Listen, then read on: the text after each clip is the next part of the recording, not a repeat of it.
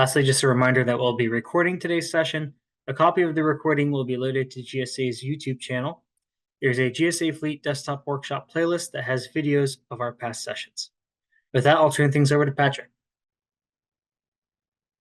Hey everyone, this is Patrick Egan from the Innovation Branch.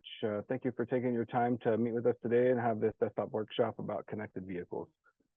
So like I said, we do have a question and answer box. If you do have any questions that you've had coming across connected vehicles, please post those in there. We have a couple teammates monitoring that chat. One of them is Kyle Bromere, and then we from the Innovation Branch, and then we also have Gavin from Guidehouse, who's the consulting firm that kind of helped put this together. I am unfortunately in kind of a louder than expected place right now, so if it gets to be too loud, I'll probably end up turning over to Kyle to finish up the presentation. All right, so just like I said, connected vehicle training, I thought I updated those. But so this is desktop workshop. These are all posted after the fact, and you can go back and listen to any of these recordings. Okay, next slide. All right, so some of the topics we're going to cover today are going to be our introduction to connected vehicles, some connected vehicle technology that's currently out there, and some of the trends for the industry and what technology is being developed.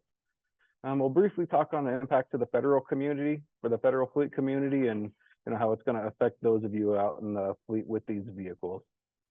We have the fleet manager and operator best practices. So kind of some of the things that we just want you all to be aware of as far as when you have these vehicles, what can you do to keep them more secure? We have some regulatory and safety standards listed in here. So when you get the slides later, if you're interested, you can look into those more in depth. We're not really going to cover them too much in this, just kind of the wave tops. The emerging industry trends we'll talk about, some of the things that are happening in going forward. Also, we have a list of resources. Once again, when you get access to these slides, you'll have a wealth of knowledge in those. And then lastly, we'll open it up for a question and answer session. Just before we get started, if anyone can post in the chat if my audio sounds well or sounds good enough. Yeah, I hear you loud and clear, Patrick. Okay, perfect. All right, well, we'll keep pressing then. All right, so why the purpose of what we're doing this for is really just to educate the fleet community on some of the emerging capabilities that are out there. A lot of times we hear about the safety risk and cybersecurity risk of connected vehicles, and we kind of really wanted to be able to talk about those, educate you what they are, and then kind of mitigate some of the myths that are out there. We'll get into that more in depth, but it's not as scary as a lot of it makes it seem. Some of the risks and threats out there we'll talk about, they've only been seen in controlled research environments. Yeah, and then just to provide those resources that we can give to you as far as what you can do as a federal fleet operator or manager, and how you can go about keeping your fleet safe. Okay, let's go to the next slide. All right, so what are connected vehicles? Connected vehicles have been around for a while, so we'll talk about it on this overview slide. Connected vehicle is really any vehicle that can communicate bidirectionally with other systems. So what does that mean? So as far as your vehicles have communication networks within their car, such as the CAN bus, but a connected vehicle is really a vehicle that is able to communicate outside of it. So we're able to communicate with things like our charging infrastructure or things like vehicle to grid integration. So we'll have infrastructure that is able to receive messages from the vehicle to kind of get its operating status. You'll see other things like cloud communication. So a lot of the data that's collected by your vehicles, if it has an onboard telematics system, a lot of times it goes back to the manufacturer's cloud storage to keep all that information about the data. Some of the things that we'll start to see going forward in the future is going to be things like vehicle to vehicle. So where we're integrating your advanced driver assistance systems where you have two vehicles that can talk to each other and smartly determine where the other vehicle is in relation to itself. And a lot of things that will be used from that specifically for safety functions. If your vehicle is approaching a vehicle in front of you, those two will be able to talk and they'll be able to communicate, decide, okay, hey, which one needs to brake and which one needs to swerve. So that's just some kind of brief little example of what a connected vehicle is and the networks that it can talk to. Okay, so some of the benefits on here, it provides us a wealth of data when we're able to send all this operating information out to other networks that we can look at that data. So many of you are probably familiar with GSA's telematics program. So all that data that's being collected, we're able to analyze and see if the vehicle is being properly utilized, see if see what we can do to increase efficiency. Let's see, I'm not sure why the slides are hopping back and forth. So let's go back a few slides, whoever's controlling it. Sorry, which slide? Yeah, sorry, you were sorry, which slide no, sorry. Let's go back to the timeline. Yeah, this one's perfect. So this is really where connected vehicles kind of started. So as many of you probably remember, GM was one of the first manufacturers that had a communication system built within their cars. As we know it now as OnStar. So that's really kind of the first example that a manufacturer is able to put this communication system into a car to be able to communicate with other systems. Like we said, bidirectional communication with other systems is the definition of connected vehicles. And then it's kind of progressed along all the way up to where we're at now. To all of the information that we can collect off of these vehicles.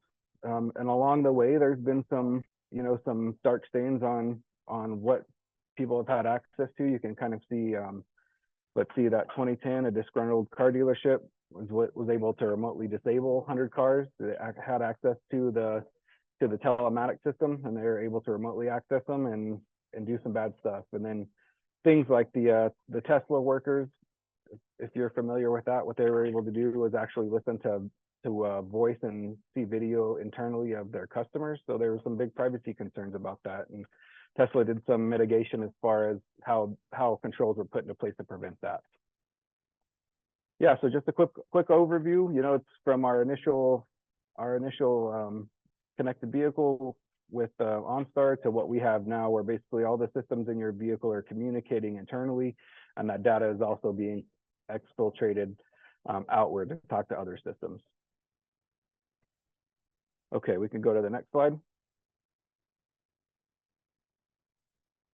All right, so there are some misconceptions, when we talk about connected vehicles, that people think that electric vehicles are more connected or have more cybersecurity risks than an internal gas vehicle.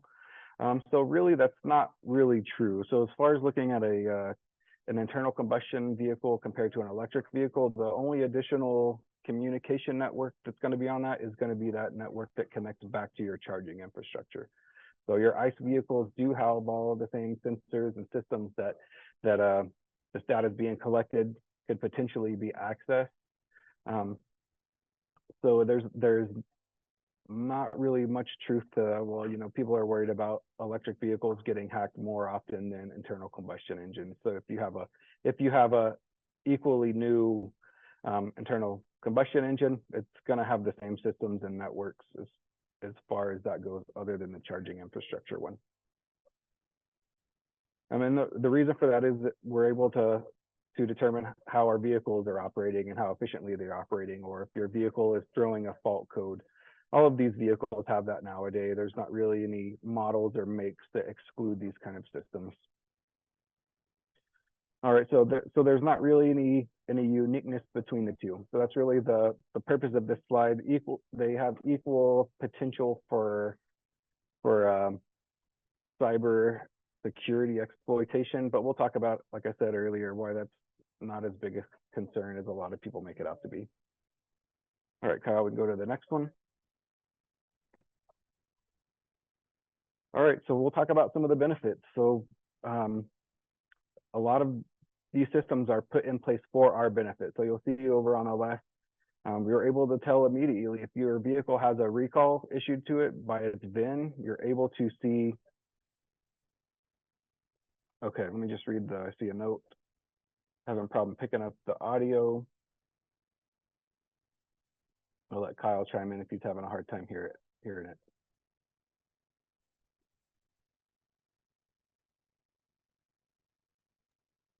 Yeah, I'll just speak onto that real quick. It looks like there are a couple of individuals that are having difficulty catching the audio here.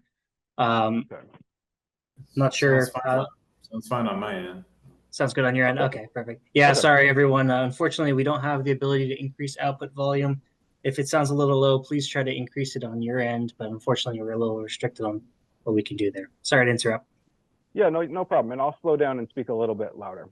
So really some of the benefits that we have are issues with our vehicle are highlighted immediately. So if you've got a newer vehicle and you're using the connected app, you're able to get a notification of, hey, XYZ manufacturer was able to issue this recall, and it pops up. You don't have to wait previously like you would, where they would send you a letter in the mail and then you'd have to figure out how to go about handling it from there. This information is passed out to us, pretty much near real time. Vehicle safety, we have these GPS connections that allow our fleet managers to monitor our vehicle location. And specifically for the innovation branch, we have used this extensively as far as when we have a lost or stolen vehicle. And it happens a lot more than you would expect. We usually get a couple of these calls a week where, one of our customers reaches out to us and have had their vehicle stolen. And so we're able to work with Geotab, who can provide the GPS location, and we are able to pass that on to local law enforcement. And we have a pretty high rate of recovery for this type of situation, as we could talk about later on. And then driver monitoring. So a lot of times as a fleet manager, you want to know how your drivers are operating their vehicles. And so by having this data, that's a benefit of a connected vehicle. We are able to get that and analyze what they're doing, such as unsafe braking, speeding, harsh cornering. So those are a few of the different behaviors that we keep an eye on, and set up alerts so where it can go directly out to those fleet managers, so they can do whatever they need to as far as additional training for these drivers, or if someone has been repeatedly doing this, maybe they can get into some more corrective action. But now some of the risks are with these networks and these extra points of exposure, there does come some cybersecurity concerns, where malicious actors could possibly gain access to. We hear a lot of stories in the news of, oh, this vehicle was, hacked into and they completely disabled it. Or you have, movies that talk about them taking over a whole fleet of vehicles. So for right now, it's not really something that we've seen. Most of these instances of where these risks are identified has been in a controlled research environment. So these companies are spending tons of money on researching and securing their networks within the vehicles and in their own internal networks that store the information. So the innovation branch is part of a group called AutoISAC, which is the Automotive Information Sharing and Analysis Center. And basically what this is a consortium of vehicle manufacturers, equipment vendors that supply to manufacturers, different cybersecurity organizations, and they really work in concert to develop protections and response plans for, say, if a vehicle did get exposed to a cybersecurity threat or someone exploited it, they're able to bring all of their resources together to figure out how to mitigate it for one, and then change their processes in the future to secure against that specific risk. So some of the other risks that we kind of talk about when we're dealing with connected vehicles is that obsolescence. With increased technology and more parts and more complex systems, a lot of times, we think about our vehicle life cycle and how long we as a fleet manager plan to have it on the road. If it gets to a point where you're keeping a vehicle on the road for quite a long time, some of these systems may need to be updated or replaced just to maintain their initial operating capacity as far as what they're intended to do. And then that last one, just the operational complexity. By having all of these systems in the vehicles, it does increase the complexity that we have to deal with as far as the functions and features that are within them.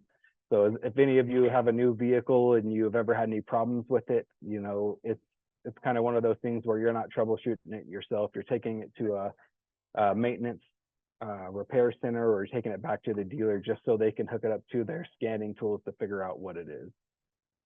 So we've got kind of those pros and cons, right? the benefits that all of this data provides us, and then some of the risks that are associated with the additional networks and the complexity that make up a modern connected vehicle. All right, we can kick on to the next slide. All right, so connected vehicle technology. So we'll kind of touch on some of the different systems that make up a new connected vehicle. Next slide, Kyle.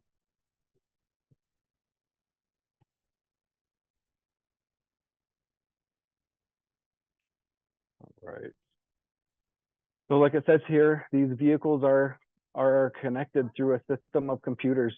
And really, you know, as we start to increase the features and functions that we have, the more computers that these vehicles will have. So you, depending on the model, you know, can have anywhere from 100 to 150 distinct computer systems within a connected modern vehicle. Going back to the complexity of it, there's a lot of touch points that could go potentially wrong. But the other good things, like I said, satellite connectivity allows our built-in GPS navigation. Going back to why it's important as a fleet manager, yeah, we can keep track of our vehicles. You know, I want to know where it was at a specific time. That's going to be able to provide you as the fleet manager that ability. So I will caveat on this, just for the broader crowd. The innovation branch does not have access to this GPS information, only in cases of lost or stolen vehicles. And so kind of how that works is, if you have a lost or stolen vehicle, you would reach out to us, and we're going to direct you to get a letter from your fleet management head that says you authorize us to turn on that GPS and basically be able to assist in the recovery of it. Cellular connectivity allows for wireless updates, and that's one of the really big points of a connected vehicle. It's making it easier to get those updates into the vehicle, whereas previously before, if you had to have your software system updated, you were going to have to take it into a dealer, and they were going to have to hook it up, download the package, install it, and verify that it's working. Now we have the ability to where a manufacturer can basically just send this wirelessly and seamlessly through the background. So I have a pretty new vehicle, and sometimes I'll see a little message on the bottom of my infotainment screen that says downloading XYZ package, and then I'll see it kind of go through the steps of downloading, verifying, and then installing. So it's providing those updates where I don't have to take it into a dealer to get that whatever feature that they were trying to update. You know, maybe it's a new feature, or maybe it's a cybersecurity patch that they've identified a potential risk, and they're able to do that on the fly.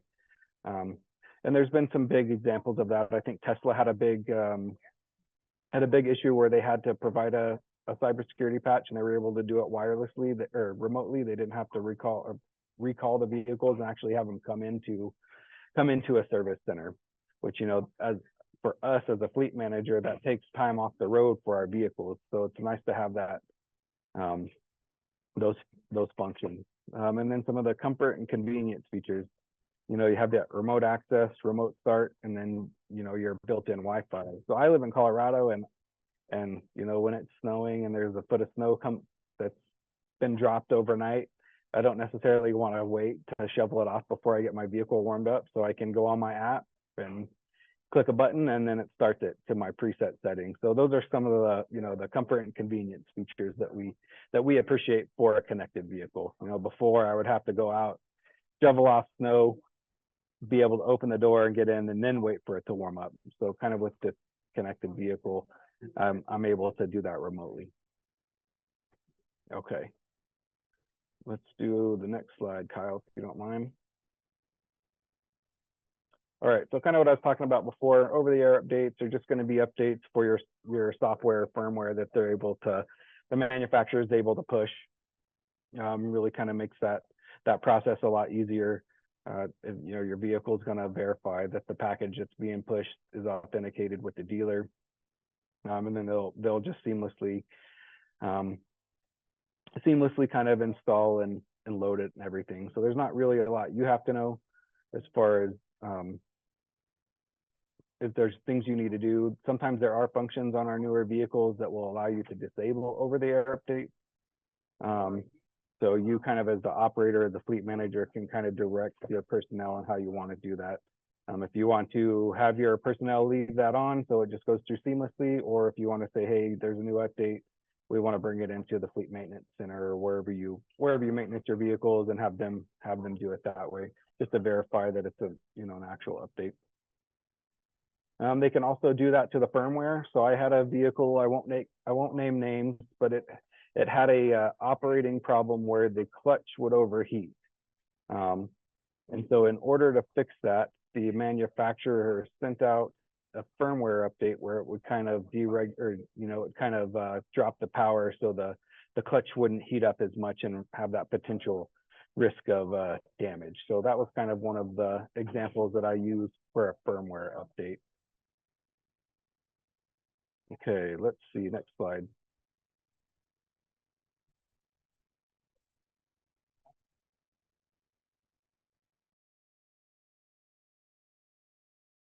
So as we, gain these newer vehicles, there's a ton of other things that come with them, cameras and sensors. That's a really big one.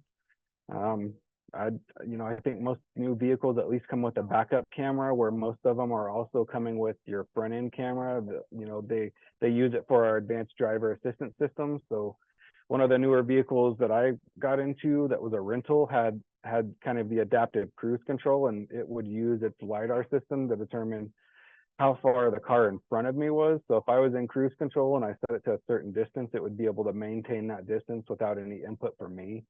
So that was pretty cool feature. They also have ones that are lane departure assist, where they use side cameras and just tell what lane or how close you're getting into the line.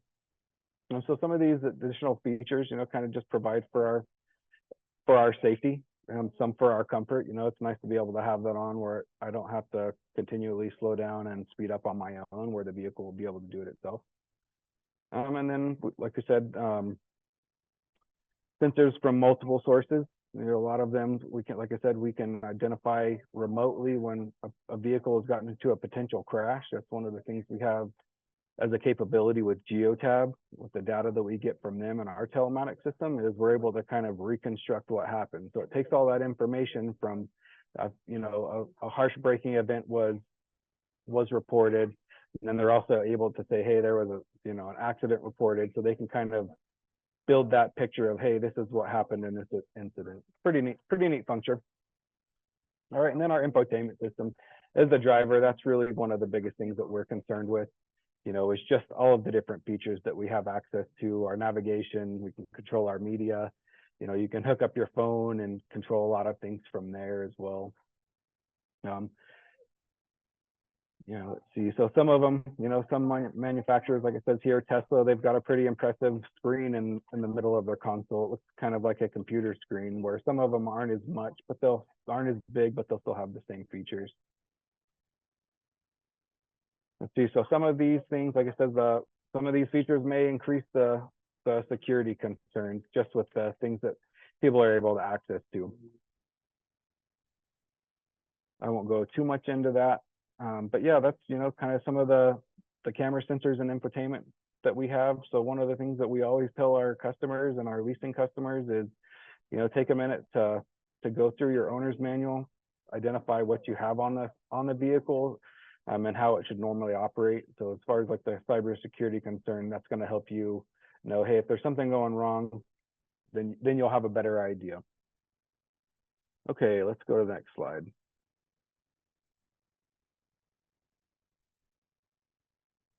All right, data application and management. So this kind of goes into some of the apps that are connected to a lot of these vehicles. If you've got a connected vehicle, you're most likely going to have a mobile application that you can access a lot of the information that's being passed back. I know that's how I access mine, is through the manufacturer's app. But some of the concerns with that is we're collecting this large amount of data, and sometimes some of it's sensitive as far as if you're entering personal information into the vehicles for different accounts. Sometimes that data gets passed back. So that's one of the areas of exposure that we sometimes concerned with, like we talked about through the information that's passed through the application program interface, and just how secure those are. Sometimes we'll see that a manufacturer's vehicle is really secure, but their application program interface isn't as secure as we would like it to be, and there's been some potential risk and exposure through those avenues. But yeah, so kind of, it's also a benefit to us by having access to that information as a fleet manager, just because it gives us better insight on how our vehicles are operating, how they're being maintained, how they're being driven. Kyle, it looks like my internet's having problems. If you don't mind taking over for a bit, let me try to get a better connection. Yeah, sure thing. So picking up where Okay, Patrick is here. Yeah, no problem. So picking up here, what does this all mean to the federal fleet community? Of course, the WIFM at the end of the day for why everyone is listening in on this presentation here. So of course, first and foremost, understanding the mission of the U.S. government is wide and varied, and it often incorporates a lot of sensitive operations with using federal vehicles, and of course, protecting the operators of federal vehicles, regardless of mission at the end of the day, is the utmost priority as well. So these cybersecurity impacts, I won't list everything here on the screen, but just getting in a general idea of how it impacts you, of course, with data management security. As Patrick was saying, a lot of these OEMs are actively using this data already to drive operations on their end in terms of meeting customer demand of how vehicles are used. And of course, for us fleet operators, the data that we want to use, oftentimes fast data-driven information, or other utilization metrics, electrification, of course, hot topic nowadays, if you haven't heard, right? So that data is valuable not only to proper use, but also for any nefarious actors out there that want to use that data. So the OEMs have a vested interest in protecting that data. And either Patrick or I will get into how the OEMs are specifically doing that later in the conversation, as with their industry working group. Of course, other avenues of attack, that multiple threat vectors with the vehicles physically themselves, or the systems that are now connected to the vehicles as well. And it's not just or the electrification chargers, or talking to other vehicles, but it's infrastructure as well, like going through, obviously, toll lanes are an increasing aspect of many state Department of Transportation schemes in terms of turning those roads into toll roads. Those connect and talk to the vehicle. Some OEMs are building RFID transmitters directly into vehicles now, so on and so forth. So how the vehicle is also disposed at the end of its life, just because it's turned over to XYZ person, that data is still very much there. So if you're like me, rented a vehicle in the last few years, you go and see that it says Steven's iPhone or Jessica's Android or something like that on the infotainment system, right? So going through and ensuring that that vehicle is reset to factory default to remove any embedded data will also be an important aspect and factor into operations as we move forward with getting these vehicles disposed of out of the federal fleet as well. So those are just some of the high-level cybersecurity impacts to the fleet community, just naming a few here on the screen. Of course, it gets even more detailed than what this conversation would have, so lots more to come on this front. Okay. So speaking of those best practices and how we GSA are trying to move the needle on policy as far as making sure the federal fleet is set up for new technologies coming down the pipeline from the OEMs, but also ensuring that our own purchasing and leasing policies line up with that as well.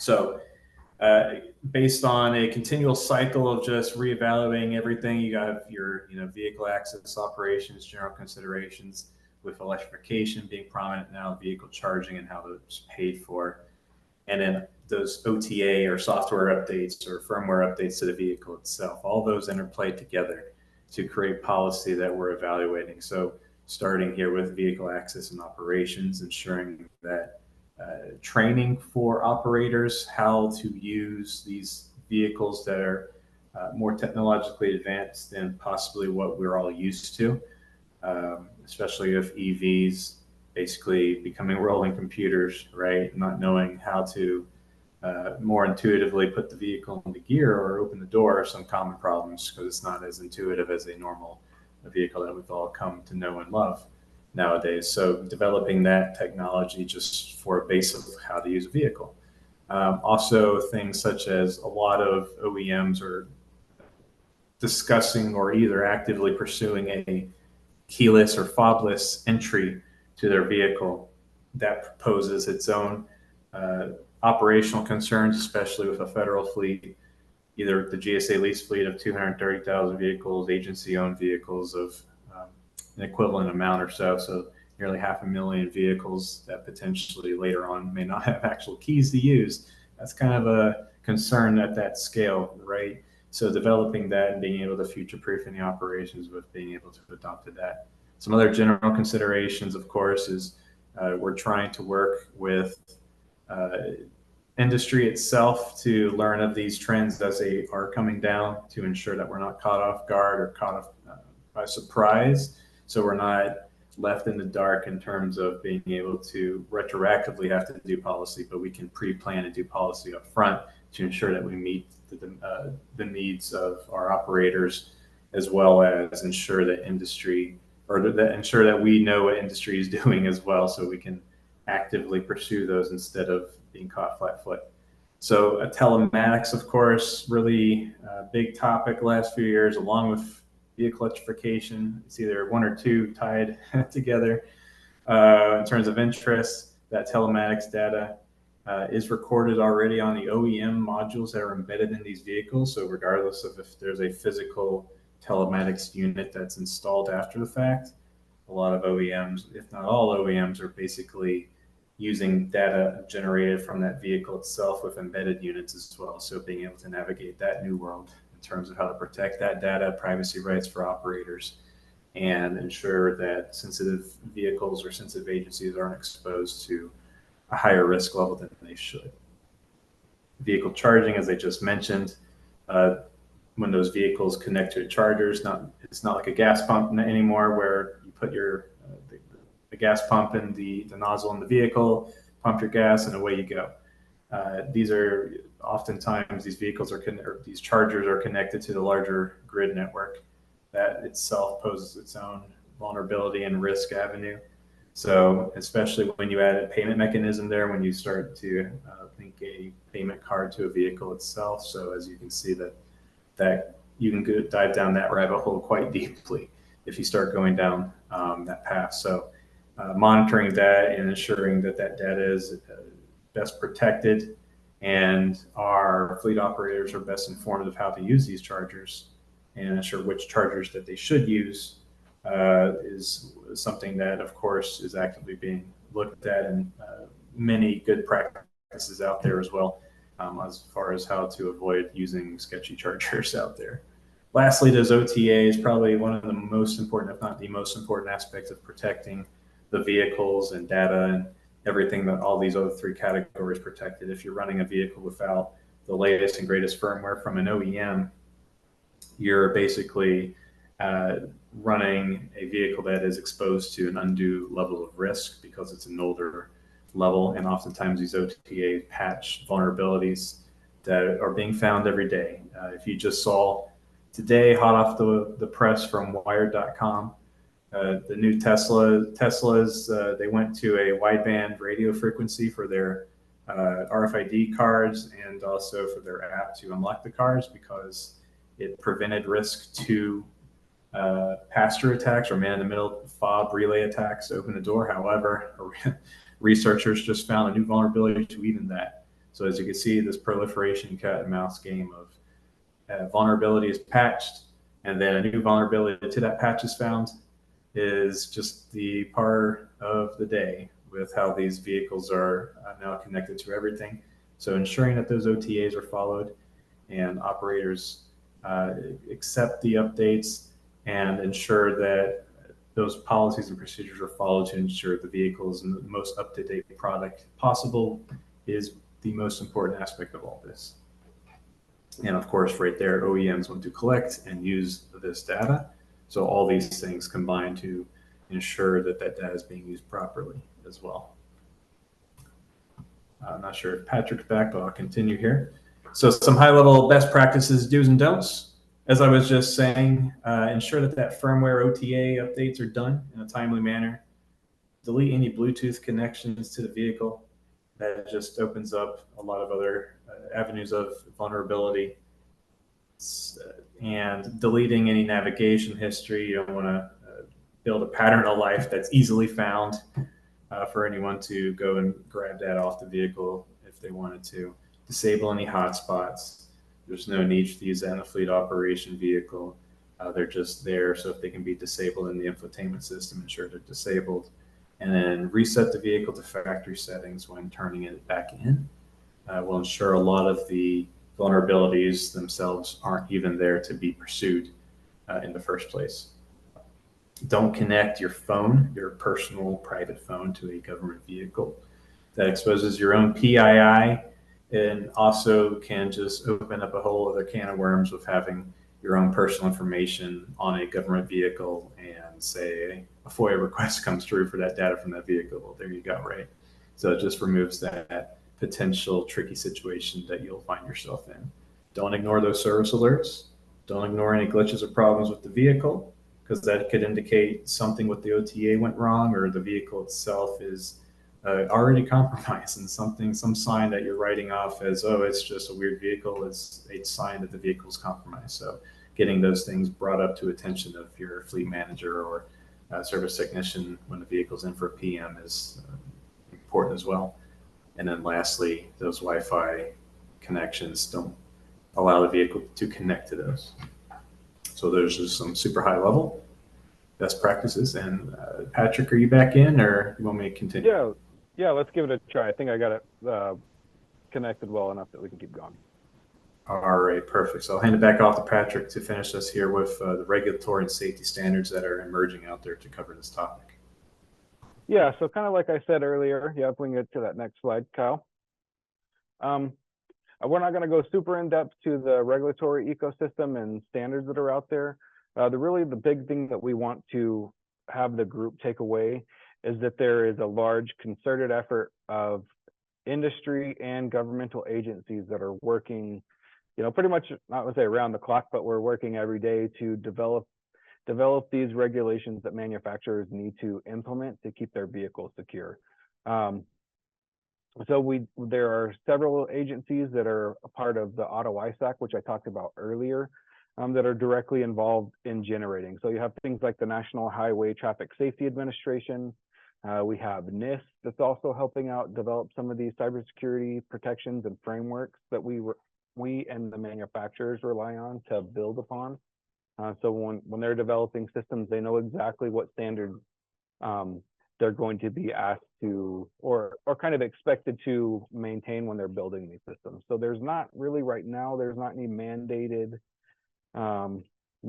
regulations that they have to follow, but kind of as the industry best practices, most of these manufacturers and the ones that we deal with specifically are going to be following these standards that have been put out there, such as like from ISO and SAE, which are our big manufacturing engineering organizations. And we'll talk about just briefly on the next couple of slides. So, but really the bottom line is these companies don't want their vehicles to be any more vulnerable than our operators do, right? Because when there are exploits of vulnerabilities, they're usually pretty expensive for these manufacturers to fix after the fact. And so they will proactively invest, billions and billions of dollars. Well, I won't say billions. They invest a lot of money to come up with secure systems. It really is on their best interest to provide their customers a secure product, right? They don't want data breaches and be the next big news story of X, Y, and Z manufacturer exposed, 50 million users information. That's never good press, right? It does a lot of bad things when you're getting negative publicity like that. So there really is a combined effort from the industry and then from your regulatory agencies to make the safest and most secure vehicle that they can. Let's see what else. Yep, yeah. So kind of there, the takeaway from this slide, there is they're proactively monitoring the regulatory ecosystem. We do that as part of the innovation branch within FAST, within Fleet, to be able to go back to some of the manufacturers and ask them questions. Hey, what's your footprint on, this kind of cybersecurity protection? So we're involved in those conversations. We have like monthly emails with these industry groups, like I said, Auto ISAC, and all of the members that are partners in there as well. So that's really the big thing. We hear of the cybersecurity hacks in the news, and a lot of them are kind of exaggerated, if you will. But it's not every connected vehicle out there getting hacked into, and there's definitely not, see in the movies where someone hacks into your vehicle and they take it on a joyride and ramp off a bridge or any of the other crazy stuff. It's, when it has happened, it's been low level impact, and those patches are usually generated pretty quickly after identification. Like I said, these manufacturers have full-time cybersecurity personnel that are monitoring their network, seeing if there's any anomalies that they need to be concerned with, and they are pretty quick with responding, developing a mitigation plan, and passing that to other manufacturers that are part of that community of interest, so they can secure their vehicles as well. So, some of the myths and concerns that we have aren't quite as serious as they've been made out to be. And even for the ones that are, they're diligently working to secure them, get them fixed, get your vehicle back on the road without losing any information. Okay, let's go on to the next slide.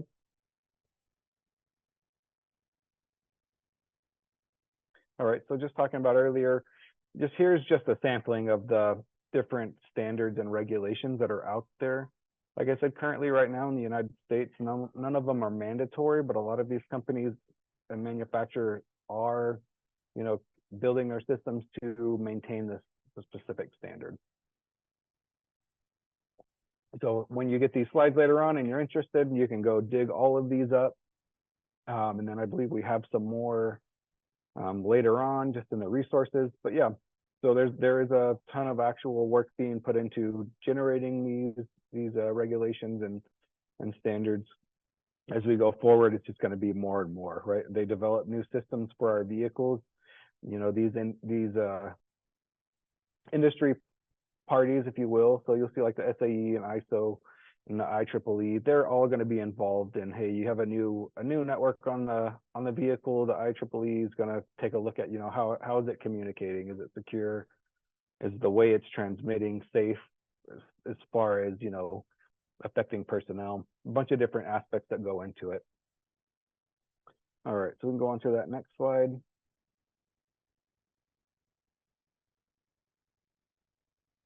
Yeah, so here's just a different look of this as far as like the global regulatory environment. So each of these different regions and areas on the world are going to have different protections. So some being, Asia is a pretty strict one. They have a lot of standards going to, some parts in the Middle East and Africa where, they don't really have to have any protections designed into their system. I won't really go into them because there's a ton of them. Like I said, they're all disparate different areas and have their own protections, but kind of the ones that we're concerned with. We do have some operations in Europe, so there are protections through UNCI, which is I think it's the United Nations Economic Commission. But they've got a pretty strict one that a lot of the manufacturers here in the United States are looking at, because if they want to do business in Europe, they're going to have to build their vehicles to maintain that standard. So that's why I keep going back and saying, hey, they're not mandated, but a lot of them are building it in, just because if they're trying to sell on a global scale, they have to account for all of these different regulations. All right, we can go on to the next one. All right, so some of the emerging industry trends. Yeah, this is some pretty interesting stuff that we're starting to see. We go on to that next slide, Kyle.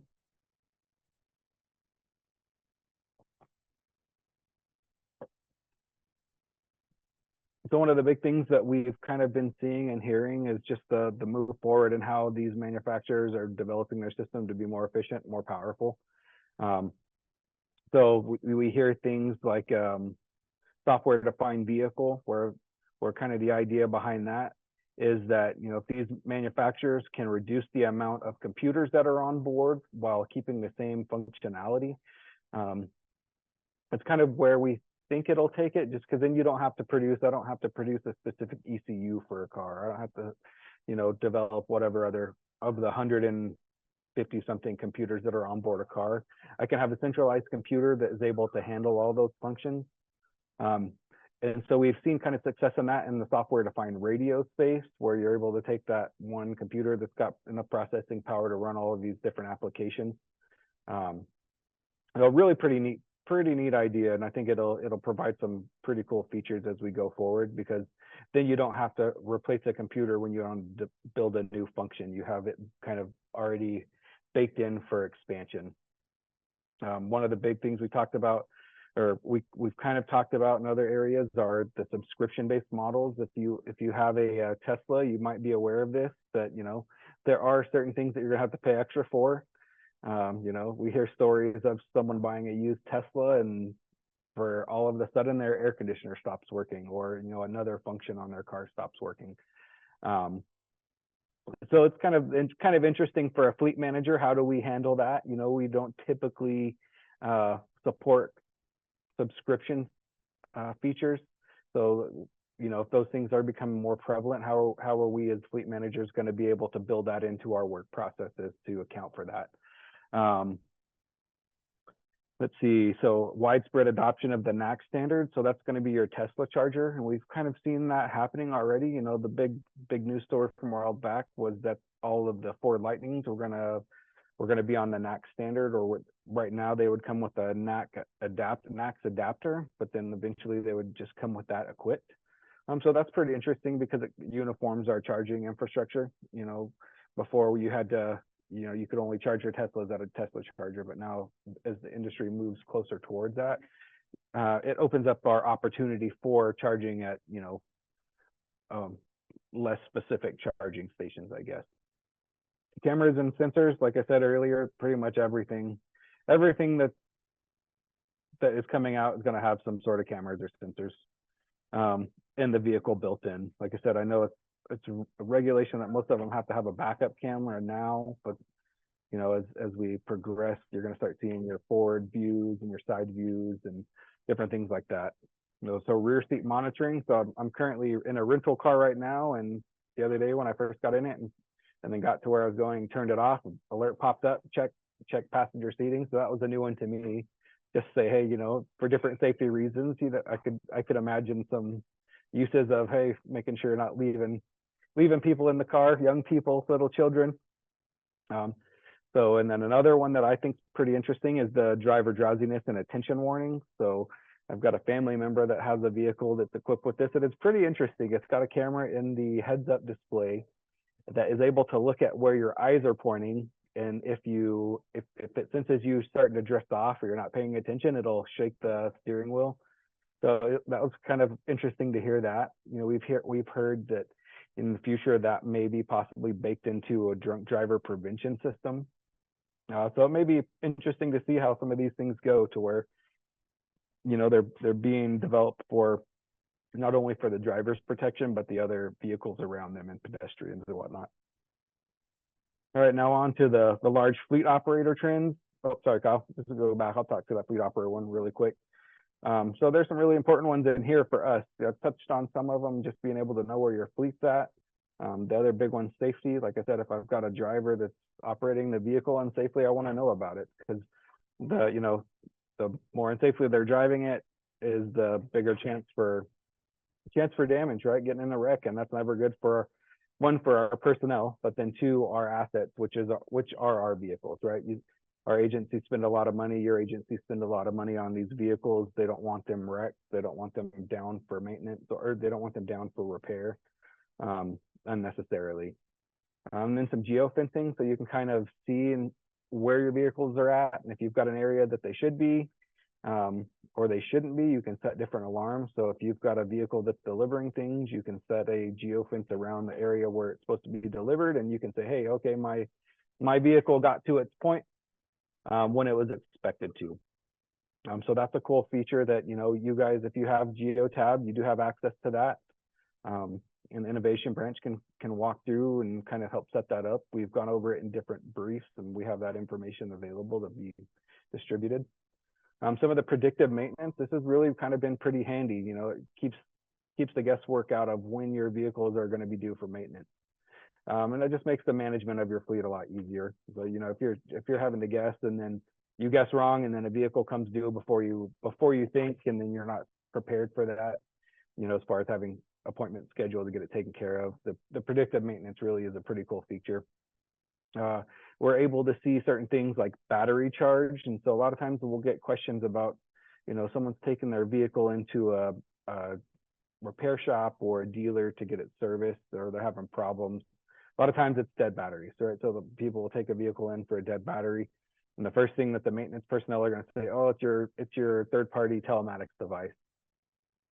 And most of the time it's not. We have had very few instances where our geotab devices are actually causing battery drain, but the data that's being collected from that device, we can go back and look at the battery charge leading up to that you know, your battery dying. So we do have some pretty cool features with that. Some of the other ones that we currently don't really have access to yet, but I could see it in the future, as far as like our automated trip logs. So if you've got a heavy duty vehicle, you know, a tractor trailer that's on the road, you know that most of these people are having to do post trip logs and hours of reporting. And so some of these telematic systems that are out there are able to automate that. So saves the driver and the fleet manager a lot of time, just to keeping up with their Department of Transportation regulations that they have to abide by. And then some of the, you know, the EV infrastructure, just trying to determine, it takes a lot of power to charge some of these bigger vehicles, or, you know, a large number of vehicles. So how can we make a more efficient charging infrastructure? And so that's kind of being developed as far as, hey, we're going to build in some solar panels, potentially some clean energy generators that will start to power instead of having to pull off the grid. So yeah, so those are some of the trends. And if you have questions on these, feel free. We'll give you the address or our email address at the end of the brief. We'll definitely talk more about it, but I think we've got a few more slides we can keep pressing on to, Kyle. All right, so yeah, some of the resources that we've got. So this slide will be really handy when you do get these slides, because it does have, you know, we've got our NHTSA cybersecurity best practices. We've got geotab cybersecurity telematics best practices. So if you're concerned your vehicle has a geotab device in there and you're concerned about its cybersecurity, that resource will go over in depth on what geotab does to protect their devices and their network. And then you have our other ones. You know, we've got a lot of Fords, we've got a lot of GMs, and then Stellantis in our fleet. So here's a couple different links to kind of give you an overview of what their OEM telematics consist of and some of their cybersecurity practices on those. Let's see, yeah, you know, quite a bit of good information on this slide. So yeah, if you get these slides, definitely check these links out. All right, we can press to the next one, Kyle. All right, some training and resources that we've put together. So you do have that link, that GSA fleet training through GSA. And I think we have listed a few that we have internally that we provide to you guys. One of them is obviously this desktop workshop, just to kind of get exposure to, you've got all these new vehicles coming into your fleet. They've got all these new capabilities and technologies. And how do you, as a fleet manager or an operator, how do you, you know, deal with that, as far as knowing all of the things that you probably should. Like I said, it's normal operating functions. Keep aware of, hey, if something's acting different than it normally does, that's an indicator that there could possibly be something wrong, or, you know, potentially, but not likely, a cybersecurity risk. Yeah, so let's go to that next one, Kyle. Okay, so I'll go back, or I'll just talk about it. So we've got one called our PII clearing guide for everyone that has access to GSA Fleet. In the glove box section of GSA Fleet, you were able to access it. So someone said earlier that they really liked the slide layout of the do's and don'ts. So all of that information is going to be captured on that PII clearing guide, kind of what you should and shouldn't do. How do you reset, you know, to your factory default when you do get in a vehicle and you say you have connected a Bluetooth or you have connected through USB? How can you, as the operator or the fleet manager, go into those vehicles and clear all that information out? You know, it's kind of like Kyle was saying, you get a rental car and you bring up the infotainment system and it's got 30 different phones synced up. You know, that's not something we like to see in our fleet, just because, you know, if there was the off chance that someone was able to gain access to that, then they have access to all of that personal personal identifiable information that comes through on that phone connection. We have some other ones that if you're more interested and you want to find out more, we have a cybersecurity white paper that we produced with a couple of the other organizations and agencies that we can pass that out on request if you reach out to some of these email addresses that Kyle's going to pull up on the next slide. Yeah, there we go. So the main one, if you have any questions about like your GSA lease vehicle, go ahead and reach out to that Fleet Solutions box. You know, that's where our team kind of is in there every day. There's a few of us in there every day responding to customer questions. You know, if you've got questions on your Geotab device or your, like I said, your telematics system that's enabled by the OEM telematics modem, that's really going to be your first touch point. You reach out to us with your questions, and then we run it down with Geotab. So if your alternative fuel vehicle or alternative fuel vehicles and EVs, that's going to be the GSA Fleet AFV team. They're going to handle all of those questions, you know, about your charging infrastructure and all of the things that come along with electric and alternative fuel vehicles. And then for the leasing part of it, you're going to have that GSA Fleet acquisition at gsa.gov. I think that's going to take us into our question and answer section. Let me pull up, I'm on one screen right now, so let me pull up the questions and answers. Take a quick look at everything in there. I can get into these questions here, Patrick. So we have one question regarding, I'm unsure if it's plug-in hybrids or straight battery electric vehicles, but the person's saying they use the vehicles to conduct inspections, which can vary in utilization of the vehicle. The battery ends up dying.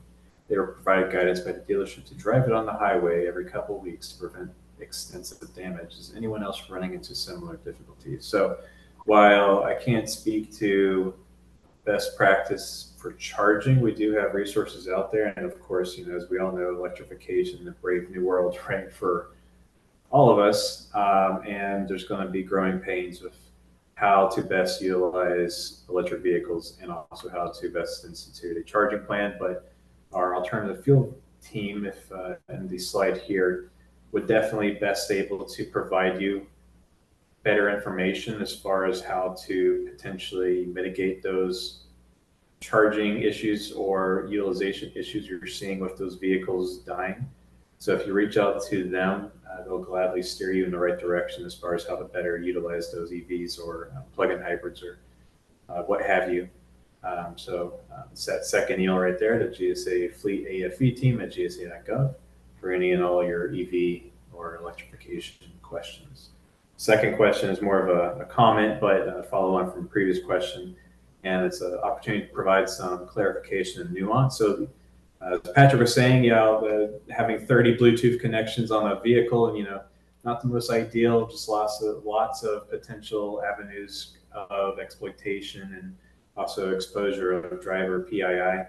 Also, when we are talking about these Bluetooth connections, a lot of this is focused at personally owned phones. Since there's not really a way for the government to control someone's personal phone, that is leaves that to whoever that driver was, as far as did they download any sketchy apps on their own personal phone and then they connected it to a government vehicle and then bam, there you go, right? Understanding that a lot of states have hands-free driving laws. Of course, if you connect a official government use phone to an official government vehicle to take calls on the road while you're conducting your operations is, I think a not necessarily in mind when we have to don't connect your Bluetooth best practices there. And of course, there's a lot of nuance to that situation, but definitely be having operational policy and guides to further clarify in the coming near future to distinguish between those two groups better. So perfect time. Thank you for your comment there, Adam. Yeah, and I do believe there is some wording in our lease vehicle terms and conditions that direct people not to connect personal phones.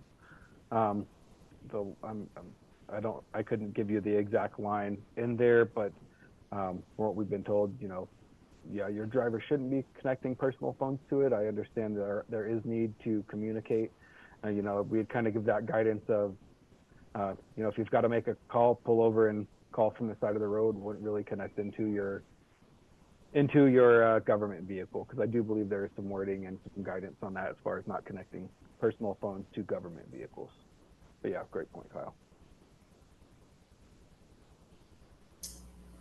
All right. Well, Looks we like do it's have kind of quiet. a little more Yep. time. Yeah, we do have some time for some questions, but I see people dropping off either for lunch on the West Coast or a 3 o'clock meeting on the East Coast.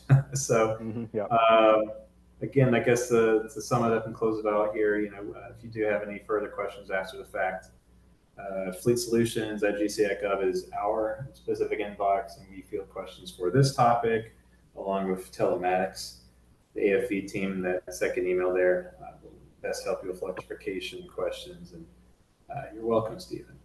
And GSA Fleet Acquisition will tell you about vehicle purchase or vehicle use policy as well. So without further ado, unless anyone else has a last minute question, you want to pop in the chat here. Patrick, do you have any other closing thoughts? Yeah, no, I just thank everyone for their time and sitting in here and getting some additional information that they may not have had. So yeah, definitely appreciate that. And like Kyle said, if you do have questions, reach out to us. We're always there for you. Like I said, this is one of the big topics that we've been diving into just to try to increase our presence in the automotive cybersecurity arena. And so we're pretty well involved in that, and we'll be able to give you guys the most updated answers from, you know, our auto ISAC partners. So yeah, feel free to reach out to us. Awesome. Thank you both. And thank you everyone for attending today's desktop workshop. As a reminder, the slides are posted on our desktop workshop website, and the recording will be posted there as well. Enjoy the rest of your day. Thanks again, Joseph. Appreciate it.